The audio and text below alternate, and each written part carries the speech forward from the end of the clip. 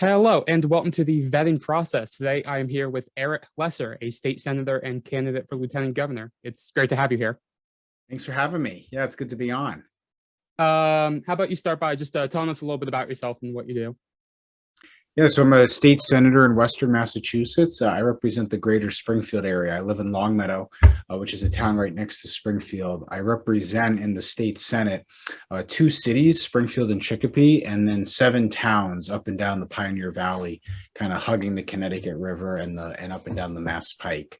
And I'm running for lieutenant governor, so I hope people will give me some consideration in my election. So lieutenant governor is a really interesting position because not a lot of people know about it, know about what it does. To the average voter, it's probably one of the most vague public offices. So perhaps you could shed a little bit of light about what the lieutenant governor does and what you would do in the event that you were elected. Yeah, great question, Josh. So, yeah, the question is, well, what is the lieutenant governor? Well, first, they are the number 2 official in state government. They're a little bit like the vice president, and they do have a mandate of taking over for the governor, obviously, if there's an absence of the governor for any reason. So Massachusetts, for example, has a provision in its constitution that if the governor is out of state, the lieutenant governor temporarily serves in that capacity. But the bigger role really is to be a partner to the governor and to help implement the governor's agenda. The state government is a big, vast system of different agencies and different cabinet departments, and it involves both coordination and partnership across quite literally dozens of different executive agencies, and also coordination with the legislature and with local officials, cities and towns. We have 351 cities and towns across our Commonwealth. And of course, there's a level of coordination you need to do with the federal government as well. So there's a lot to do and a lot to keep an eye on. And so really one of the most important roles is to help implement and move the governor's agenda through that very kind of complicated and Byzantine system. The other very important, very specific job that the lieutenant governor has in our state is to chair the governor's council. So a lot of people ask, well, what's the governor's council? Well, the governor's council in Massachusetts confirms all of the judicial nominations made by the governor. They also approve pardons and commutations that are issued by the governor. They act in a similar way to how like the U.S. Senate acts, for example, for federal judges or for Supreme Court judges. And so one of the things I would be very passionate about in that role is making sure that we're really promoting criminal justice reform from that position, and also making sure that we're confirming diverse judges. And there needs to be diversity across a lot of dimensions. We certainly need much more racial diversity in our judges. We need more gender diversity, more women represented. We also need more geographic diversity. A whole lot of our judges come from the kind of very fancy zip codes around Boston. Nothing wrong with that, but we should have people from all over the state and from all the different communities of the state represented. We also want to make sure that there's a diversity of experience on the bench. Governor Baker, I think, has appointed too many prosecutors. You certainly need some of that perspective, but I'd also like to see more public defenders, more public interest attorneys, more environmental lawyers, more lawyers with kind of lived experience and understanding of what the criminal justice system means for everyday people. So it's really a whole host of things. And one of the particular policies I'm very passionate about and that I would want to see implemented as lieutenant governor is I'm going to partner with and work with the governor to make sure that high-speed rail across our state from Pittsfield to Boston happens. If you think about it, this would be a transformational project for our state, connecting our biggest cities, Springfield, Worcester, and Boston, excuse me, by high-speed rail. It'd be the single biggest climate project in our state's history. It would take thousands of cars off the road. There is nothing our state could do that could reduce greenhouse gas emissions more than investing in regional rail and investing in more public transportation. I'm going to be a champion for that. It's going to create thousands of new housing units, especially transit-oriented development along the rail route connecting Western and Eastern Mass. We know housing is so expensive right now. We know it's crushing people, crushing families. I don't know how young people are going to afford to live in our state. It's become so expensive. This would help alleviate that by creating thousands of new homes, and it would create thousands and thousands of new jobs, high-paying jobs, labor jobs, unionized work, making the rail, and also thousands of jobs over the long term from all the new businesses and new economic development that would come from that link. So it's something I'm very excited about, something I'm very passionate about, and looking forward to seeing happen if I'm lieutenant governor.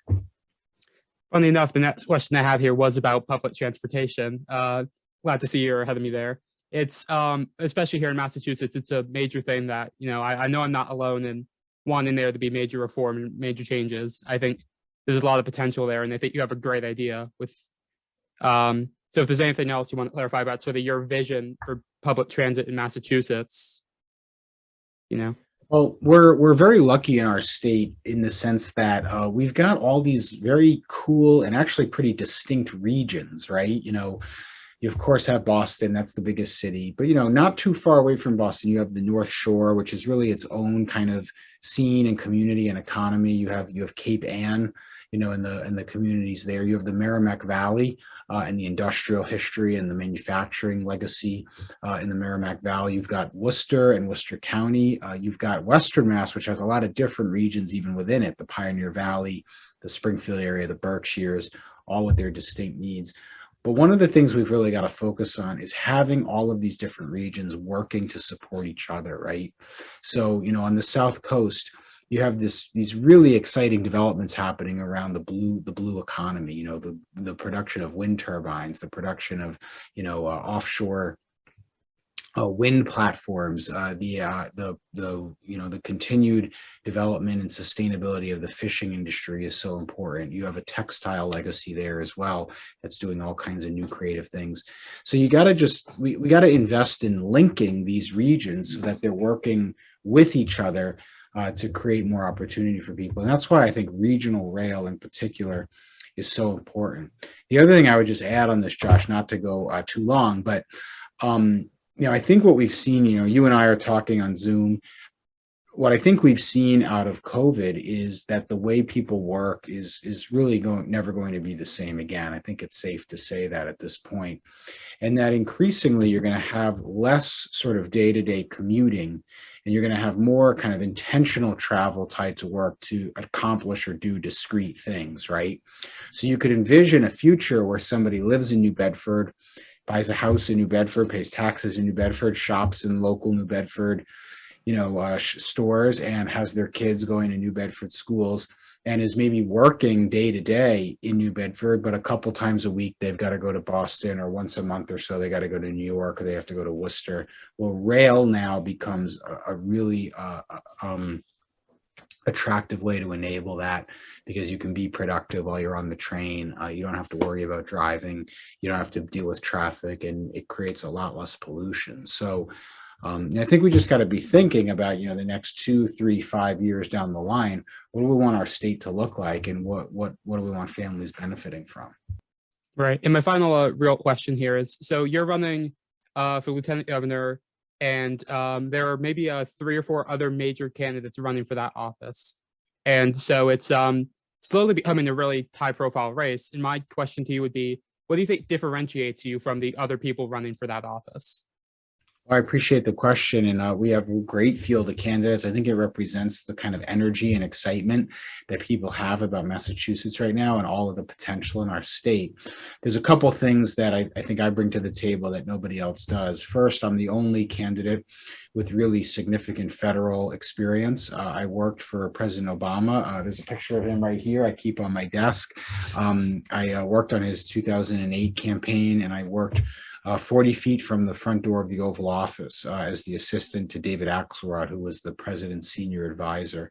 I later worked at the Council on Economic Advisors for an economist named Austin Goolsbee, where we worked on the response to the Great Recession. And if you think about what Massachusetts needs in the next couple of years, there's going to be $9 billion coming to Massachusetts from the Biden infrastructure bill alone. It's going to be spread out over 10 years. It's really going to be the next governor, not our current governor, and the next governor's administration and team that's going to be implementing that money and making sure it's being put to its best use. I worked on the 2009 Obama stimulus, which had a similar kind of formula for how funding went to the states. And so I think I bring a unique perspective there and can leverage some of that expertise and some of those relationships to make sure that we're getting the most for Massachusetts. Then the other thing I would just say is I'm the only candidate that's really done and passed significant numbers of big, very complicated pieces of legislation that were really urgent for people's lives in our state. At the height of the COVID shutdowns in 2020, we remember businesses were being crushed. Our small businesses were dying by the day. I put together the emergency aid package that got $600 million out the door to our smallest businesses. We wrote into the legislation that it had to go to the smallest businesses first, and that we had to prioritize the most marginalized communities that were hardest hit by COVID. And so most of that money ended up going to minority-owned businesses, immigrant-owned businesses, and businesses located in our lowest income neighborhoods. It quite literally saved hundreds of dry cleaners, nail salons, barbershops, convenience stores, community restaurants. At the height of the opioid crisis in 2015, I wrote the Narcan bulk purchasing legislation that brought the price of Narcan down for hundreds of communities around our state. For people who might not be familiar with Narcan, it's an anti-overdose drug. If a school nurse or a firefighter or a first responder shows up to a 911 call and has Narcan to help someone who's overdosed, that person is likely to live. If they show up and they don't have Narcan, the person is likely not to live. And I work with the Attorney General's office to pass legislation that brought the price of Narcan down very significantly, which got thousands of doses into the hands of more people, which ultimately meant more lives saved. So we could go on, but I think the key takeaways is I've got that federal experience that I think is going to be really important for the next governor and lieutenant governor and their cabinet and their team. And I've got the experience, moving big, complicated issues through a legislature and working, by the way, with a Republican governor to get some really important things done, including a zoning reform, the most important in 40 years, that's going to unlock thousands of new units of housing, especially targeted at our young families to help bring costs down. That was great. Thank you. And to close us off, I have what I'm calling the lightning round. So I have 6 issues here, and then around 2 sentences or less, I just want general thoughts on these issues. Issue number 1, climate change and the Green New Deal. So our rail program is a Green New Deal for our state. So absolutely a big supporter. Obviously climate change is an urgent issue. And I think for us, it's an opportunity if we seize the moment in Massachusetts. Look, we're very lucky because we're the state that's developing the wind turbines and the solar technology and the advanced batteries. I've worked with UMass, which is right near where I am in Western Mass, on a new advanced battery research center that we helped get funding for a few years ago. I've worked with the Woods Hole Oceanographic Institute on the Cape on getting them funding to build out a whole climate change and resiliency research program about the impact of the climate crisis on our oceans. So we've got a lot of brain power here in Massachusetts, and we've got a lot of people that can literally build the stuff, right? Building the wood turbines, building the solar panels and the batteries. And we've got to do rail. 40% of our greenhouse gas emissions in Massachusetts come from transportation, almost entirely from cars. There is nothing we can do that will move the needle faster than reducing the emissions that come from transportation. And our rail proposal would do that. Issue number 2, abortion rights. I'm completely pro-choice. I was a co-sponsor of the Roe Act. And I think we've seen nationally just how important it is that we not only protect Roe v. Wade, but we work to expand those rights and those protections in Massachusetts. And we've got to make sure that we're passing laws on a state level that are going to be rock solid when unfortunately it looks like the federal Supreme Court and maybe even Congress are going to be moving in a different direction. Mm-hmm. Issue number 3, sanctuary cities. So, I'm a supporter of I've done a lot of work with JFS, which is an agency in Springfield that does a lot of work on refugee resettlement and helping welcome refugees and welcome immigrants from all over the world, many from some very violent and very dangerous places. To Western Mass. I've worked with them over my entire career very closely. The other thing I would point out is, as a Jewish person, this is particularly important to me because I have ancestors and family members who couldn't get out of Europe and couldn't get out of Eastern Europe when they were facing pogroms and facing the Holocaust. So I think this is an important moral issue for our country. And it's something that we need to be more proactive about in terms of welcoming people and making sure that once people are here, that they're brought into the fabric of our state and of our society and welcomed. As a fellow Jewish person, I appreciate your thoughts and your advocacy on that. Issue number 4, police reform.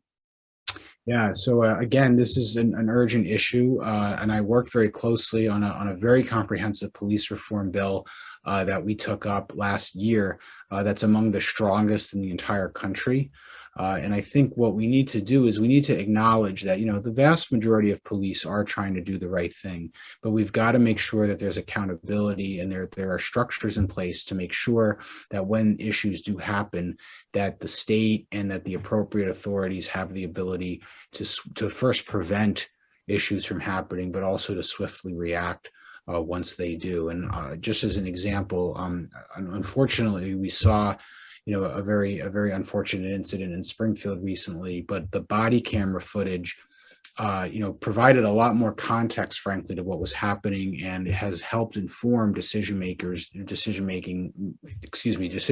moving forward on what to do. I've been a big proponent of expanding body camera usage. I've worked with police departments around my district on getting body cameras to more officers.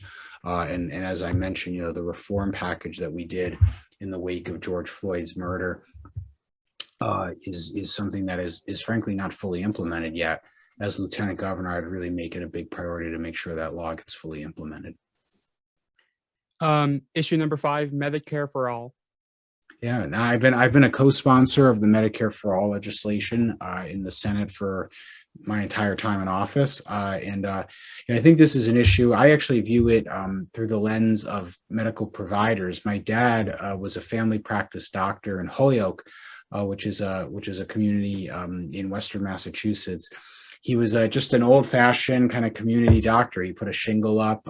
He was a solo practice. It was just him. He saw families of all ages, elderly people, kids, adults, everything in between. And he practiced and was able to practice a really humane form of medicine. He got to know his patients. He spent time with his patients. Unfortunately, our healthcare system is making that more and more impossible. And so we've got to move back to a more humane, human, and patient-focused healthcare system. And we're lucky in Massachusetts. Sorry, I know it's a lightning round, but I'll just add, we're lucky in Massachusetts. We have this incredible healthcare system in the sense that we have the best hospitals in the world. We have some of the best doctors and nurses. All 3 of the COVID vaccines in part are being made in Massachusetts, but it's too expensive. What good is it if people can't afford it and if people can't get the access when they need it the most? So we've got to work on getting those costs down and getting the access more broadly.